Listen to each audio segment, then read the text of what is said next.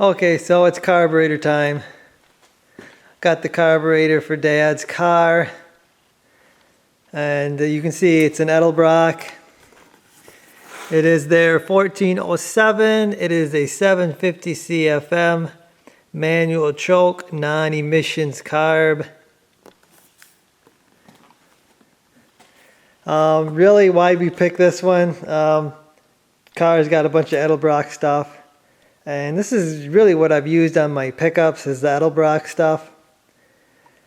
Supposedly here, bolt on and run right out of the box. Well, we'll see about that. So, let me get this open, guys, and we'll take a look at her. Well, there it is, guys. Pretty good looking piece. It's got the manual choke here. I don't know if we'll even use that. It's got 3/8 fuel line fitting for a rubber line. I've got that almost run.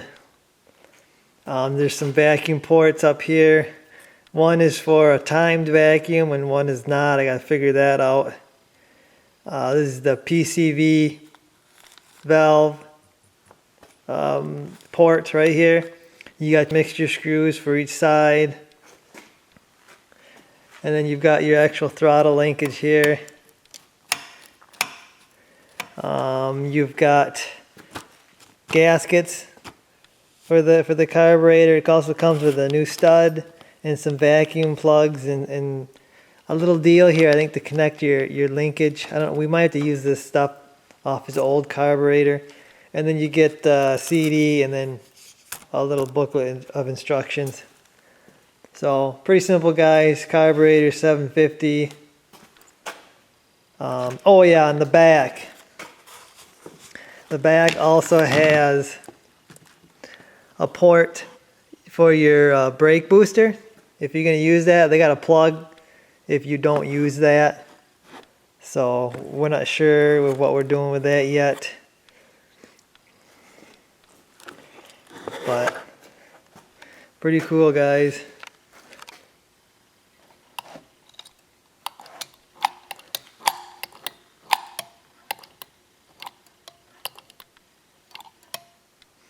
So some of you are probably wondering, 750, it seems like a big carburetor for a 350, but 750 is what came off this car. I guess I can show you the old carburetor. We'll take a look at that. Okay, so here's Dad's original carburetor that was on the car when he got it. The car actually ran good when he got it. This is a Quadrajet manufactured by Carter carburetor for GMC. And from what we understand about these carburetors, they came in 800 CFM or 750. Of course, this is a 750. We didn't have, this is not a Z28, so it wouldn't have had the 800. But a lot of people like these carburetors. A lot of people don't like them. But you can see it's got really small deals. You're running on a 2-barrel most of the time, and then you kick her down in this. That's when you get the real deal.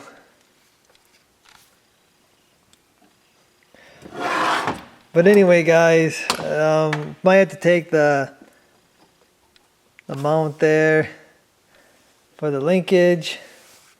I don't know, we'll have to get it up there. We'll see what we got to do. But this carburetor is going to be retired, I guess. Okay, so there it is sitting up there. Looks pretty darn good, guys. We gotta run we don't even have the throttle cable out here yet. I gotta stick that through the firewall.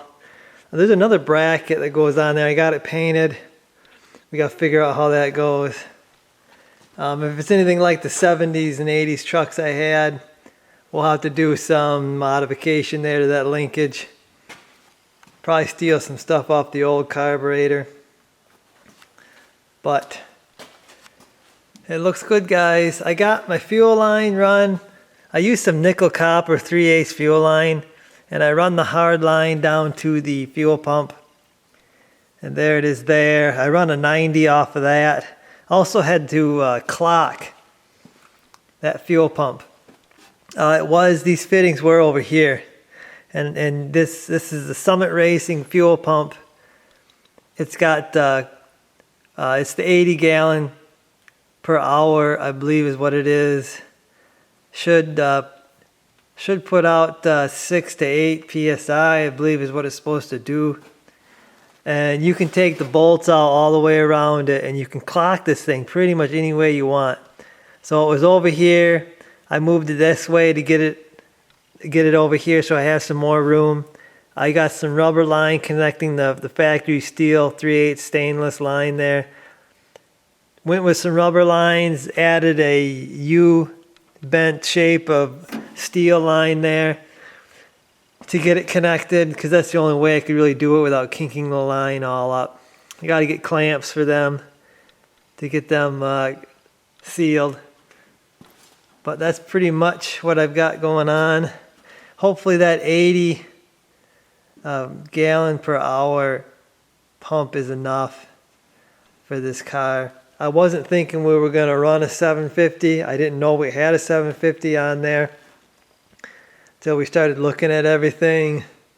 And from what we know about this car, this is supposed to be the original motor in the car. I mean, the stampings, there's numbers on the block, and it is the right numbers. The only thing is this engine was decked. The block was decked, so those numbers were stamped on it. So, you know, we're not 100% sure it's the original motor. But anyway, we think this was an SS Camaro. It would have come with a 350, a 300 horse 350, or you could have got the optional 396. We know it wasn't a big block car, so we're pretty sure it got the 300 horse small block. Now you think in 750 carburetor, it seems like it's way too much for a 300 horse 350. Well, GM really wasn't telling the truth about the horsepower that these engines made. All you got to do is look at the carburetors, and you can see that those horsepower numbers do not make sense for the size carburetors they ran. Z28 had an 800 CFM carburetor rated at 360 or 350 horse, something like that. You know, 800 CFM, not 350, 360 horse. You know, you're well over 400 horse to need 800 CFM. They rated this engine, like I said, 300 horse. You know it ain't 300 horse. We've got a performer intake. We've got headers. Performance exhaust will have upgraded ignition. So there's no reason why this shouldn't be close to 400 horse in this thing. The engine supposedly had a fresh rebuild. It looks clean inside. You've seen that. So it's supposed to have the Z28 cam in it. So this should be a real good runner, guys. Like I said, it should be easily close to 400 horse. I don't know why it wouldn't. It's bored out. It's probably a 355 now. Again, we've got some paperwork, but it's not all that great on what it says. So we do have the cam specs that was used, so we can look at that. But it doesn't really matter, guys. We got what we got. Like I said, we pulled the 750 off, so we put a 750 back on.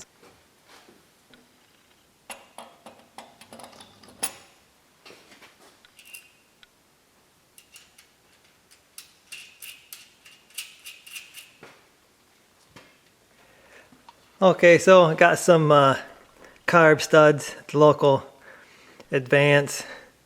Got the carburetor bolted on. Also got this bracket here. This is the original bracket off Dad's car that's going to hold the throttle. Looks like it's going to work out if we can get the right end for this. Also the kickdown cable should work again if we get the right end on here. It looks like everything's gonna work out. So I had to move that stud from the outside to the inside hole to be able to hold this bracket, because it's got a little indentation here that kind of goes into that second hole. So I got to run the throttle cable through the firewall again and get it secured onto here. Also there's some return springs that'll go onto here. Again, I think we'll be able to use the factory stuff. Got my fuel line here. Not sure how happy I am with this. I made up a piece of line here to go from the filter. I got a clear filter so we can see the fuel and filter and everything. Not real happy with that filter either. It's got plastic fittings. I think it's like a Mr. Gasket from the local Advance, but I don't know. I want a bracket here to hold this like that up against there. It's kind of twisting here because of this. I couldn't get enough of a bend on this line to get it really where I wanted it. But I think if I find like an insulated clamp and I clamp that fuel filter down kind of like that, I think we'll be good. We'll see what Dad thinks about it.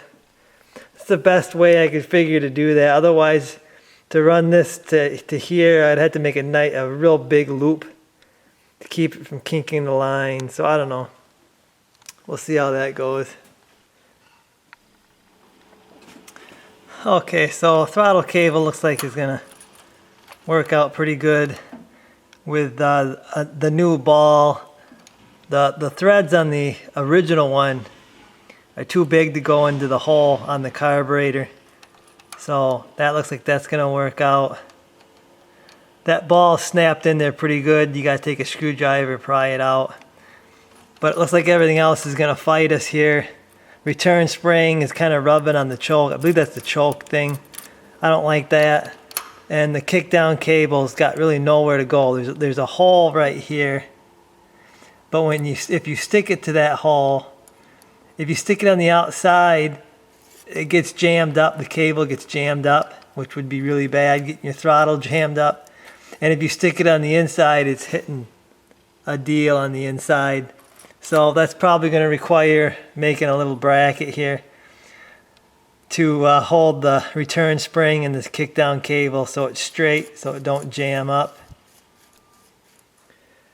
Okay, so we finally got everything situated. I know this is not factory stuff because this is an aftermarket carburetor, so I ended up having to make a bracket down here that would hold the transmission kickdown, because when I moved it over here to this hole where I could bolt it on, it was getting all kind of jammed up because it was pulling off to the side. So I'm not exactly sure that's going to work out for the kickdown cable.